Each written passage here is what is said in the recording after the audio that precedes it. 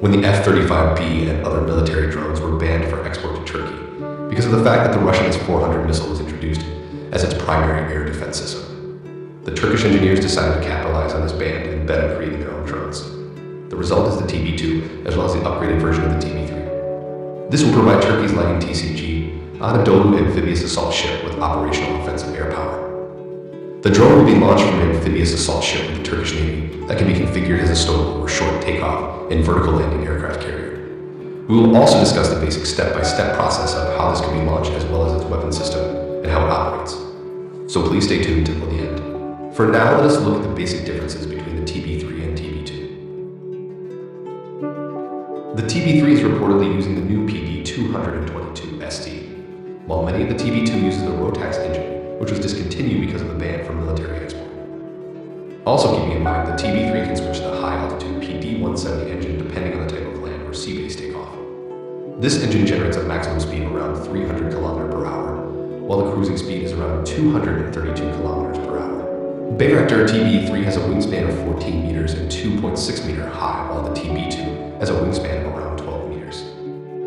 The TB3 has been engineered with folding wings for aircraft storage and landing deck, while the TB2 wings are fixed, which were meant for only land-based operations. Let us look at the weight differences. The TB3 has a takeoff weight of 1450 kilograms, while the TB2 weighs around 850 kilograms. But first we have to be honest with you, the TCG Anadolu aircraft carrier is still under development, so take these information as a grain of salt. Let us see how this works. Step number 1, the TB3 can be elevated to its flight deck from 2 platforms. This is the first platform where the first TB3 can be launched. Let's move to the rear of the ships. This is the re-engineered elevator deck where the second TB3 attack drone could be brought from below the hangar. This enables the TCG Anadolu to work with 30 to 50 Bayraktar TB3 depending on the configuration. The 2 elevator platform enables the aircraft carrier to launch drones every 5 to 10 minutes. Step number 2, the drone positions itself from this point of the aircraft carrier to set up itself for launch for a ski jump technique. This strategy requires less energy as well as maintenance, which is perfect for a drone as light as this one. Step number 3. It can be controlled by the SACOM antenna. The upgraded Bayraktar TB3 can be operated from very remote distances thanks to its line of sight and beyond line of sight communications capabilities, which is controlled through one of these 2 towers from the aircraft carriers. Step number 4. Let us look at its weapon system. It can carry 4 GPS or laser-guided bomb. This is the MAM-L laser-guided bomb with a range of 15 kilometers. This missile is used for main battle tanks and heavily armored vehicles.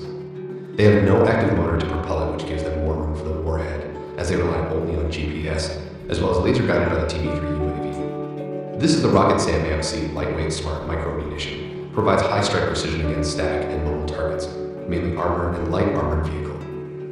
It has a range of around 8 kilometers. For moving targets, laser-guided bombs are preferably used. Now let us look at how this works.